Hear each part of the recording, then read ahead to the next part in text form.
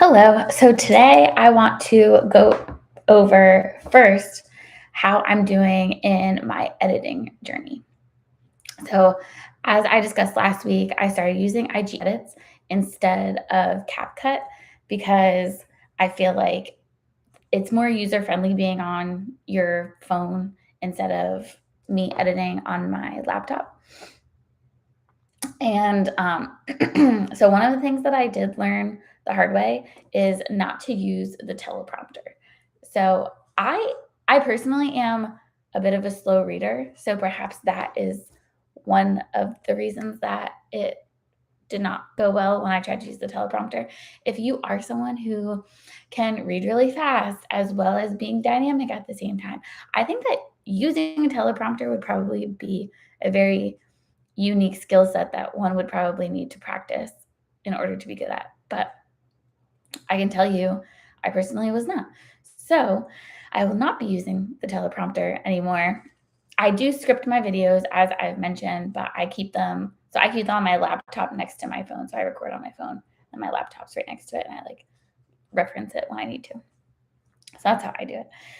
The other thing that I realized about IG edits is it must have a filter or something because and I will probably keep using it just for that feature, but it does make your complexion look fantastic.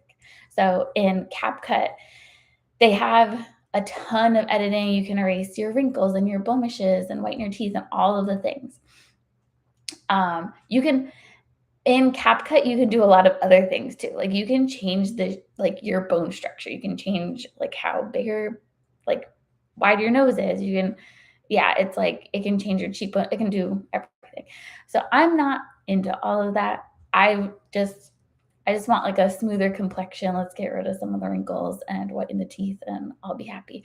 And when you record in IG edits, I think it actually does that already, which I really prefer. So I appreciate that. So that's what I've learned so far there. I also learned how to add GIFs to my videos over the past week. So I do really like adding that because I think, and I'm hoping that it holds attention a little bit better. Obviously, whether it's YouTube or any other form of social media, you need to be holding people's attention and not just getting attention, which both are very difficult. And I have not mastered either, but it's one of the tools in my toolbox that I'm trying. The other thing, oh, so I promised my husband, and I forgot to mention it on the live last week, but I promised my husband and I promised myself, and so then I was going to promise you that the new thing that I wanted to try was a reaction video. I had never done one before, but he's not very into social media, but he really enjoys YouTube. And he apparently has watched quite a number of reaction videos. And he was like, it gets people a lot of views. And, you're like talking about something and you can add your spin from an emotional intelligence point of view. So obviously, a lot of reaction videos tend to be very controversial and like ripping on someone, which is just that's not my style. Also, as someone who preaches like self-awareness and relationship management, like that's not the type of person that I want to be. So, I was trying to figure out like a way to do a reaction video that would still be true to me and like authentic to the person that I am and my brand and everything. So there's a creator that I really like on Instagram. He's Devin the One. And on YouTube, I don't think that he still updates his YouTube channel because I went down like a really serious deep dive on him. But it seems like him and his wife have one for like it's Devin and Justice, which is him and his wife. Anyway, his name is Devin Linder. I think I'm pronouncing that correctly. And he talks about mindset. It seems like his audience would probably be predominantly male. He is like jacked out of his mind. He's very transparent about the fact that like he had a really rough life at the beginning and he had to change his mindset in order to turn it all around and he believed in himself. and his wife did too, like even when they had nothing. So he's a really inspirational story. I really love him and I love his content, and he's very blunt. I don't think that he's from New Jersey, but he like, if he were, like, he would give Jersey vibes, like he is very in your face.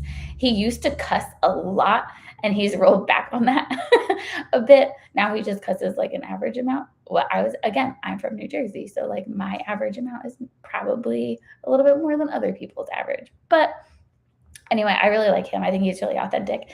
And so I saw a video that he had posted about his wife saying something along the lines of, women aren't necessarily told that they have to regulate their emotions because they're told like, oh, you're just emotional because you're a woman and this and that. But having co-regulation in a relationship and as a couple and having a healthy disagreement or anything, it's really important for both people to regulate their emotions, not just telling the man to be calm and be the rock and do all of those things. Like, while that's important, and he highlighted that, it's also important for women to regulate their emotions. So I wanted to jump off of what he was saying and add my 2 cents, which is what I did. So I'll talk about the logistics. Logistically, figuring out how to do a reaction video was like, it felt like brain surgery to me. It took me so long. Like, I'm almost embarrassed to admit how long it took me. So I started this whole process somewhere around, like, let's say 2:30 or whatever. I didn't finish all of the like recording and editing and posting and everything until it had to have been like 4:30, 4:45. So it must have taken like a solid 2 hours just for me to figure out how to make a reaction video and then like record it and edit it. And so the reason it took me so long was I wanted to do it in like the Instagram app, which is what I did at first because that's where I was getting his video from. Like, that's where I follow him.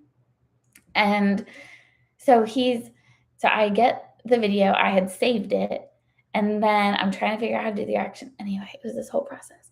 And so you can either do like an on-screen reaction or something, or you can do a sequenced reaction, but you can't change like the length of the video. It is not user-friendly to do it inside of the Instagram app. So let's just start there. But that's where I started. So you have to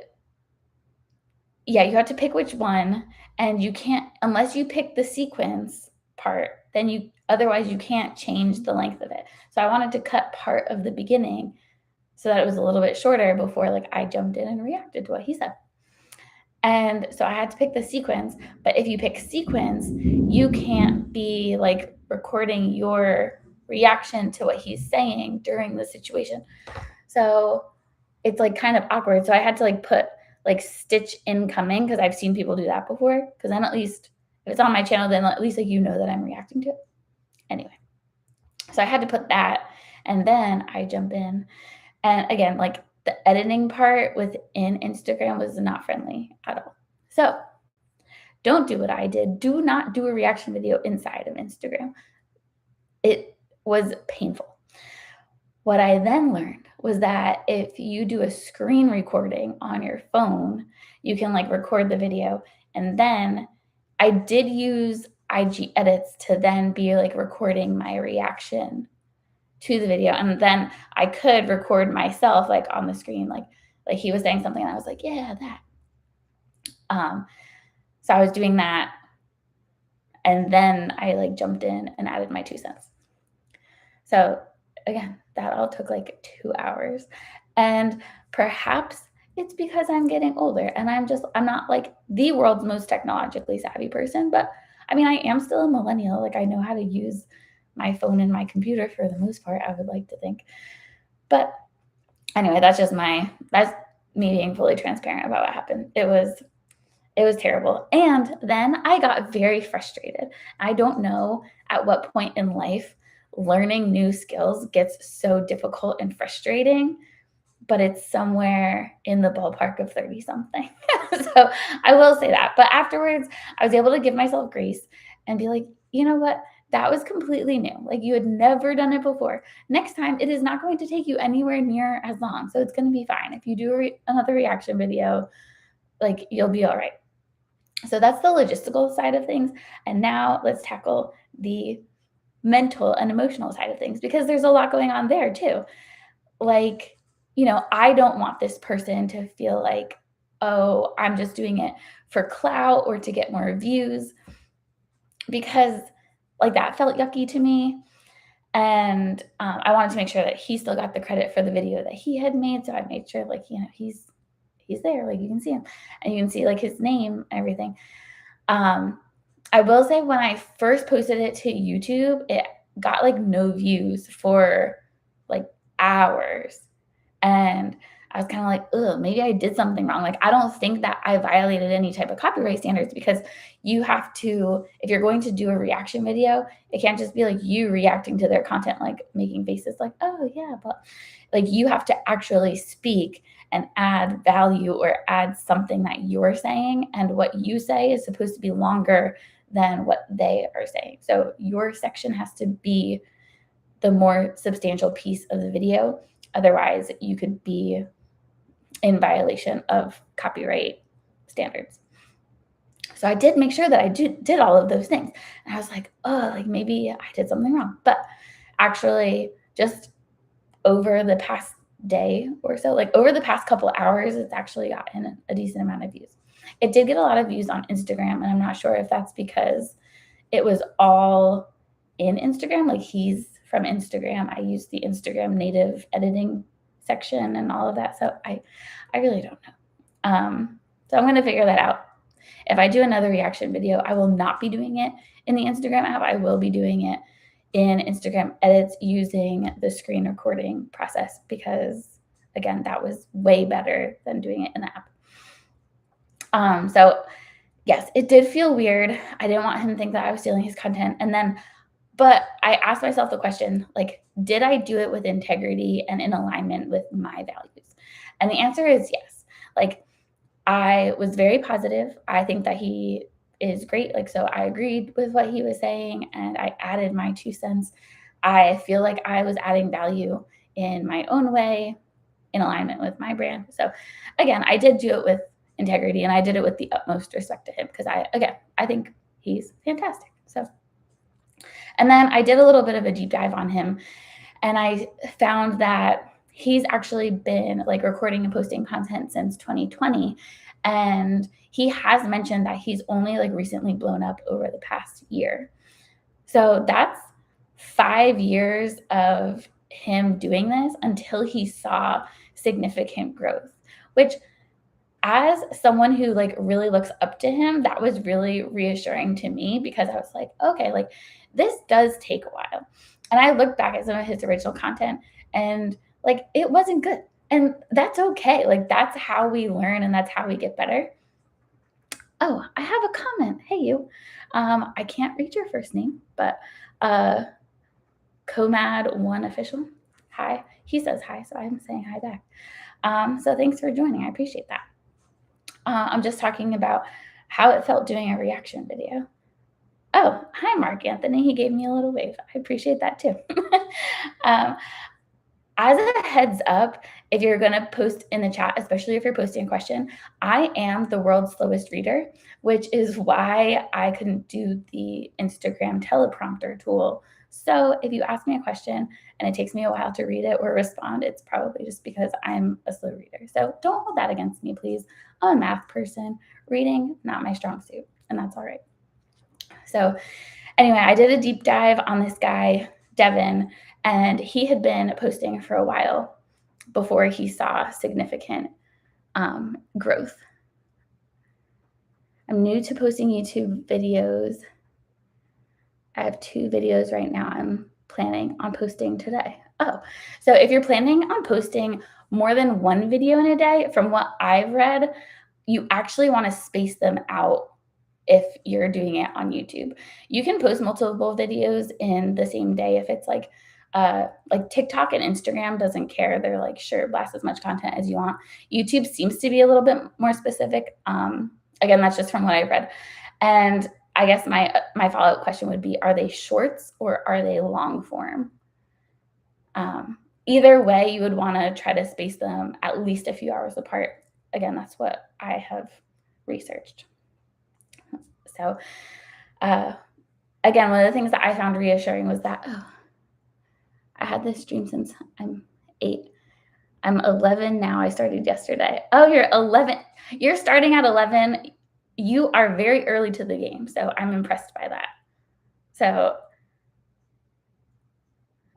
all right, I want to come watch your video and see how it is. But again, I just want to forewarn you. If you're 11, you got a lot of runway, but it does take time to get good at. I do feel like the younger you are, the faster you learn. And I don't know if that's actually true. I think maybe younger people are just more open to learning because so much is new. And I think that that's kind of the mindset that I had to take this week, especially as I was learning something new myself, which was very difficult. I had to be like, you know what? Learning something new always takes time. And that's all right.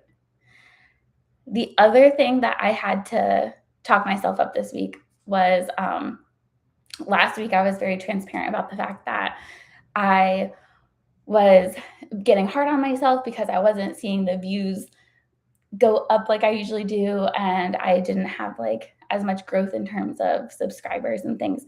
And so I prayed about it, and the message that I got loud and clear was stop worrying about views and just start helping people.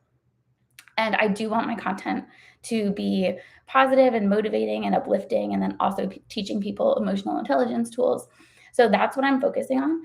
But I'm also going to be making an emotional management template because my content, I do give tips on how to manage your emotions and manage conversations with people and set boundaries and manage your anger or your anxiety. So I want to put that all in one place, like one repository.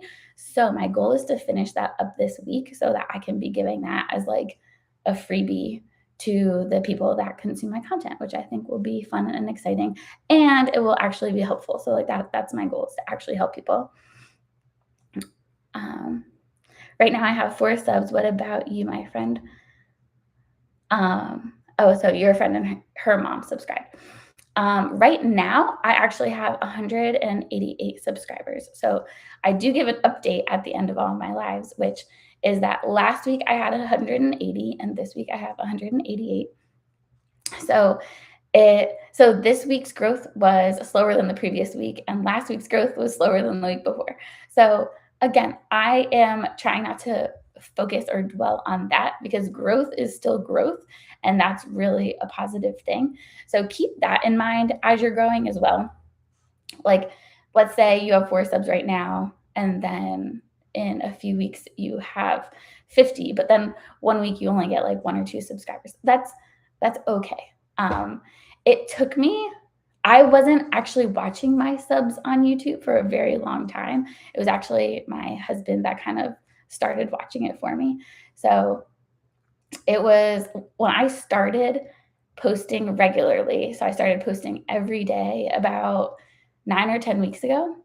And at that point, I had already been posting like long form. I had dabbled in podcasting.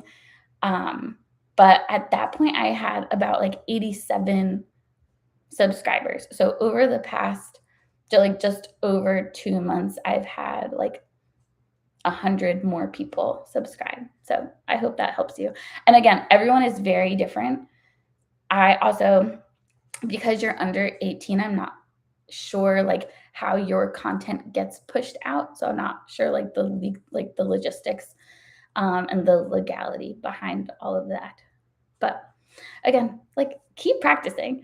Mr. Beast started this when he was in, I think, high school, and now he's Mr. Beast. So I think that goes without saying that it can take a long time, but you can be extremely successful. Oh man, you're taking off. I appreciate that. You will too, especially again, you're starting young, and if this is already your passion, like you're already ahead of the curve. Your process to make videos takes forever. You are telling me I feel like that too.